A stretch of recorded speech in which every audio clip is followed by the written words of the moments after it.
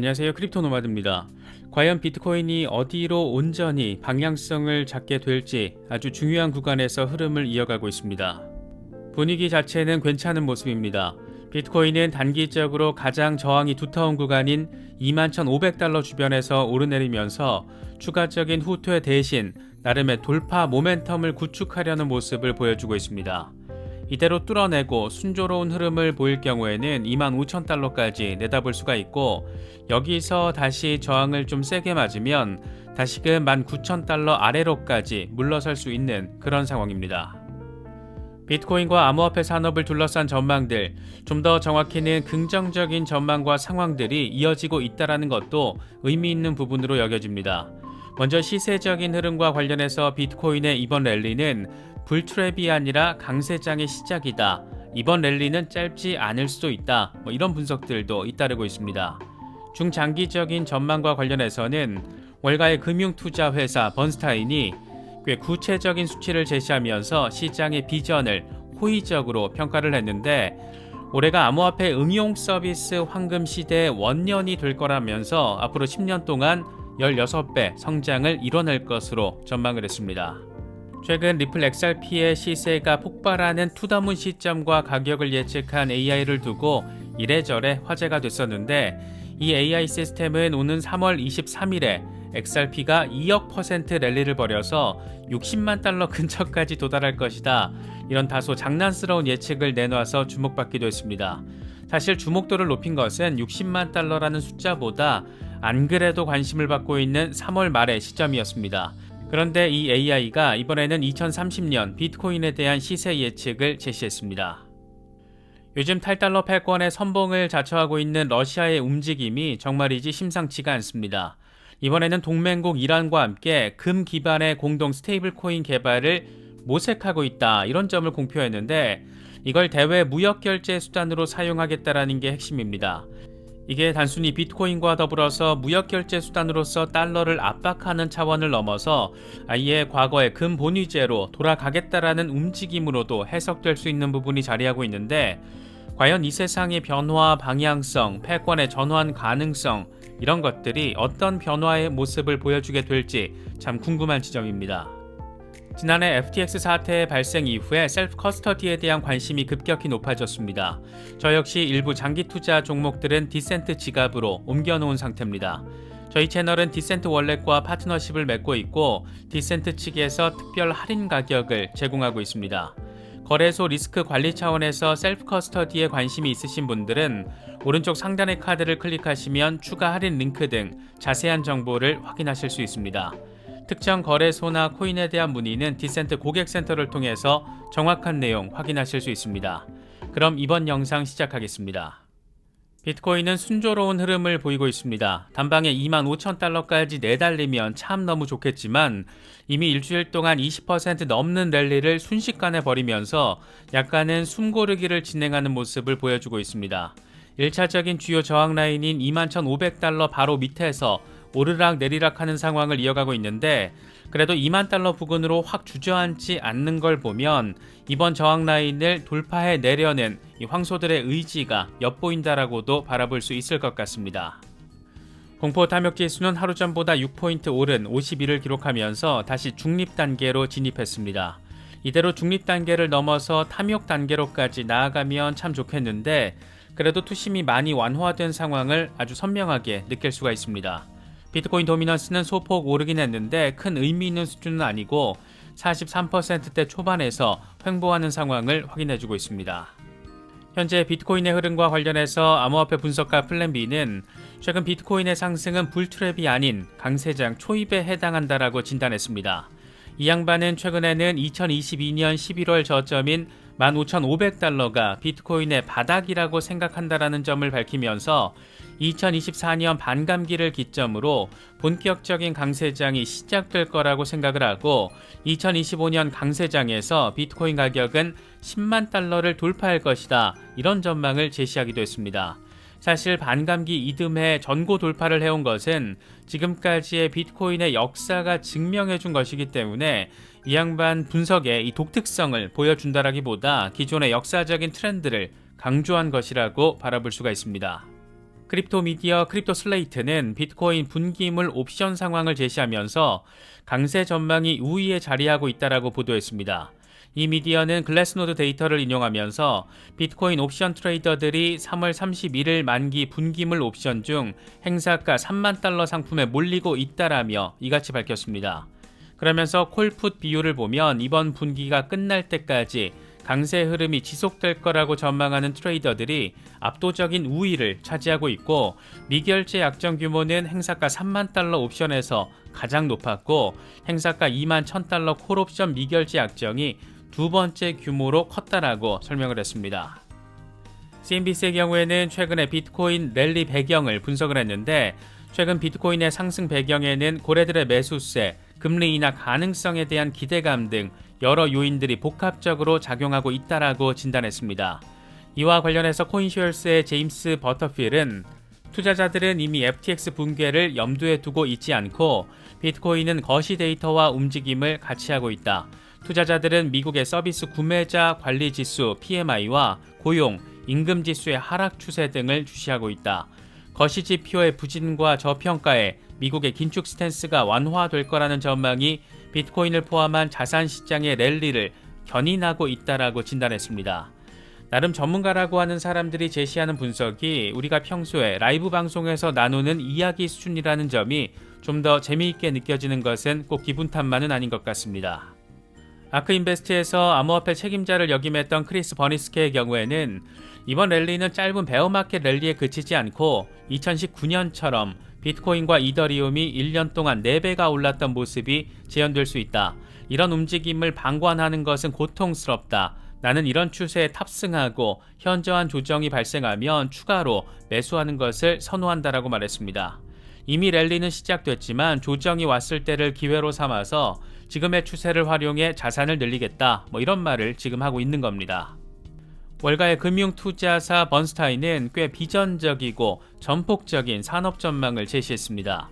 번스타인은 보고서를 통해서 2023년이 암호화폐 응용 서비스 10년 황금 시대의 토대를 마련하는 한 해가 될 거라고 진단했습니다. 그러면서 암호화폐 산업이 앞으로 인프라 논의에서 응용 서비스 논의로 전환될 것이다. 시장 규모 역시 2023년 250억 달러에서 2033년 4천억 달러로 16배 증가할 것이다. 특히 지금 시장의 15%에 불과한 탈중앙화 블록체인 비중이 50% 이상으로 점유율을 확대하면서 성장을 주도할 거라고 예측을 했습니다. 번스타인은 특히 금융 서비스와 소비자 기술 부문 전반에 걸친 블록체인 확장성과 응용 서비스 성장의 혁신이 본격화할 것이다. 소비자와 금융 응용 서비스의 온체인 매출 비중이 기존 40%에서 75%까지 상승할 것으로 예상된다. 탈중앙화 거래소, 대출, 구조화, 토큰화 상품 등이 매출 견인차 역할을 할 것으로 예상된다라고 전망했습니다. 최근 암호화폐 산업의 시대적인 역사를 3단계로 구분을 해서 1단계는 초기 비트코인 중심, 2단계는 이더리움, 디파이 중심, 그리고 지금 진입이 시작된 3단계가 여기서 파생된 암호화폐와 블록체인 응용 서비스의 시대, 이런 분석들도 잇따랐었는데, 이번 번스타인의 분석은 이 같은 암호화폐 산업의 시대적인 흐름이 한번 전환기를 맞이하고 있다는 점을 좀 더 구체적으로 제시한 것으로 바라볼 수가 있습니다. 최근 미국의 인공지능 기업 오픈AI가 개발한 텍스트 기반 AI 챗봇 챗GPT가 리플 XRP에 대한 전폭적인 전망을 제시해서 주목받기도 했습니다. XRP의 투더문 데이트와 시세를 묻는 다소 강압적인 질문에 문데이트는 3월 23일이 될 것이고 가격은 58만 9천 달러까지 내달릴 것이다. 이런 대답을 제시했기 때문입니다. 물론 당시 주고받은 대화 내용을 보면 제대로 된 근거에 기반한 전망이라기보다 시장 전망을 하는 AI가 아니라는 답변을 하니까 질문자가 자꾸 짜증나게 질문을 또 하니까 말도 안 되는 2억 % 랠리 가능성을 언급했던 겁니다. 물론 이 어마어마한 비현실적인 숫자보다 왜 이 AI 녀석이 하필 3월 23일을 꼽은 걸까? 이 부분에 좀 더 관심이 쏠리면서 주목도를 높이기도 했습니다. 안 그래도 이 시점이 지금 우리가 기대하는 리플 소송, 약식 재판 결론이 어쩌면 나올 수 있는 그 즈음이 될 거라는 기대감이 지금 커져 있는 상황이기 때문입니다. 그런데 이 AI 챗봇이 이번에는 2030년 비트코인 가격 전망에 대한 대답을 내놔서 다시 한번 주목받고 있습니다. 핀볼드 보도 내용을 보면 AI 챗봇 챗GPT가 2030년 비트코인 가격을 정확하게 예측하는 것은 불가능하다. 다만 암호화폐 시장이 더 성숙해지고 더 많은 사람들이 암호화폐의 잠재력을 알아보기 시작하면 비트코인은 더 널리 받아들여지고 가치는 계속 상승할 것이다 라고 전망했습니다. 이어서 비트코인 가격은 변동성이 크고 정부 규제, 거시경제 상황, 기술 발전과 같은 외부 요인의 영향을 받는다라는 점도 함께 덧붙였습니다. 앞서 XRP 시세 전망을 할 때는 장난 반, 농담 반 이런 성격이 짙었다면 그래도 이번에는 꽤 전망다운 전망을 제시한 게 아닐까 그런 생각이 들기도 합니다. 스카이브리지 캐피털의 앤서니 스카라무치는 올해를 비트코인 회복의 해로 지칭하면서 비트코인이 2년에서 3년 안에 5만 달러에서 10만 달러까지 오를 수 있다라고 전망했습니다. 이 양반은 원래 강세론을 주장해왔고 그래야 떼돈을 벌 수 있는 인물이기 때문에 이런 멘트 자체는 사실 특이할 게 없습니다. 다만 이 같은 멘트를 다보스 포럼에서 내놨기 때문에 주목을 받고 있다라고 바라볼 수가 있습니다. 스카이브리지 캐피털은 지난해 9월 기준으로 22억 달러를 운영하고 있고 이 가운데 디지털 자산은 8억 달러 수준입니다. 주요 투자 크립토 종목은 비트코인과 이더리움, 솔라나, 알고랜드 등입니다. 그런가 하면 다보스 포럼에 참석하는 전 세계 CEO들을 대상으로 PwC가 진행한 설문조사 내용도 꽤 재밌습니다. 기업이 앞으로 10년 동안 스스로 재창조되지 않으면 실패할 거다. 이런 대답을 전체 4,410명 가운데 40%가 답했다라고 합니다. 그만큼 지금 기업이 채택하고 추진하고 있는 전통적인 방식, 관성에 따른 방식으로는 생존 자체가 불가능하다라고 바라보는 인물들이 이렇게 많다라는 건데 과연 미래의 기회는 어디에 있는 걸까? 너무 간단한 답을 모르는 것 같아서 좀 아쉽게 느껴지기도 합니다. 이와 함께 전세계 CEO 73%는 앞으로 12개월 동안 글로벌 성장이 둔화할 것으로 예상을 했는데 이건 2011년 이후 가장 많은 기업가들이 향후 1년을 비관한 거라고 합니다. 달러 패권에 맞서면서 새로운 통화 패권 전쟁의 군부를 지피고 있는 러시아가 이번에는 동맹국 이란과 함께 아주 재미있는 대응 방안을 밝혀서 주목받고 있습니다. 러시아와 이란이 금을 가치로 담보가 되는 공동 스테이블 코인 개발 논의를 시작했다라고 핀볼드가 보도했습니다. 이와 관련해서 러시아 암호화폐 블록체인 협회 이사인 알렉산더 브라즈니코프는 팍스 골드와 유사한 이 스테이블 코인은 미국 달러, 러시아 루블, 이란 리알 대신 대외 무역 결제 수단으로 허용될 수 있다.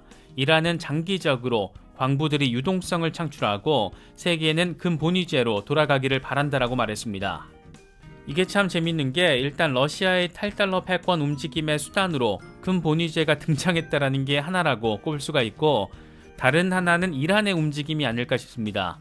이란은 이미 지난해 8월에 수입대금 암호화폐 결제를 허용했고 당시 첫 수입대금 암호화폐 결제 규모가 1,000만 달러로 알려지면서 관심을 받았습니다. 당시 이란은 암호화폐를 통한 공식 무역은 이번이 처음이고 암호화폐와 스마트 계약을 통한 대외 교역을 획기적으로 확대할 것이다. 이렇게 러시아의 멘트와 아주 흡사한 수준의 멘트를 제시하기도 했습니다. 사실 멘트만 똑같은 게 아니라 이란과 러시아는 서방의 제재국이라는 점에서 거의 비슷한 처지에 자리하고 있습니다. 미국이 해외 송금 자금줄을 묶어버리자 기존의 비트코인을 반대하던 입장을 전면 수정해서 비트코인을 합법화하고 무역결제 대금으로 암호화폐를 사용할 수 있게 하면서 사실상 블록체인 기반의 송금 통로를 적극적으로 활용하고 있는 상황. 하필 이게 또 러시아와의 협력 관계를 대외적으로 과시하고 있는 이란이라는 점에서 참 시사하는 바가 많다라고 느껴집니다. 이런 러시아와 이란의 움직임은 특히 브릭스 영역으로 확대해서도 바라볼 수가 있는데 브릭스 공용화폐를 만들자라는 푸틴의 멘트가 나왔던 지난해 6월에 브릭스 회의 당시 브릭스 플러스 포맷으로 열린 고위급 회담에 참석 몇몇만 보더라도 태국, 피지 등 남태평양 지역 5개국, 이란, 이집트, 알제리 등 아프리카 중동 5개국, 카자흐스탄과 우즈베키스탄 등 중앙아시아 국가들, 아르헨티나로 상징되는 중남미 국가들이 이런 곳들이 지금 브릭스 진영의 외곽을 꽤 단단하게 형성을 하고 있습니다. 우리가 원하든 원치 않든 새로운 글로벌 질서 체제가 마련되고 변화하고 있는 것으로도 바라볼 수가 있습니다. 이런 주변의 상황까지 바라보면 러시아가 저렇게 난리법석 수준으로 탈달러를 외치는 상황에서 머지않아서 중국까지 암호화폐 시장으로 진입하면 이 블록체인 기반 탈달러 전략을 그렇게 공표화하게 되면 시장의 상황 역시 아주 재미지게 흘러갈 것으로 예상할 수 있는 그런 상황이기도 합니다. 요즘 같은 때가 딱 포모에 휩싸이기도 쉬운 것 같은 그런 시기인 것 같습니다. 시장이라는 게 언제나 오를 수만도 없고 그렇다고 언제나 떨어질 수만도 없는 그런 흐름을 가지고 있는 만큼 막연하게 포모에 빠져서 전략적이지 못한 대응에 나서는 것보다는 추가적인 조정 상황에서 나름의 전략을 좀 더 구체화시키는 방향으로 고민하는 노력이 필요한 시기가 아닐까 생각되기도 합니다. 여러 소식들 잘 참고하실 수 있으면 좋겠습니다. 이번에 준비한 영상은 여기까지입니다. 시청해주셔서 감사합니다. 지금까지 크립토 노마디였습니다.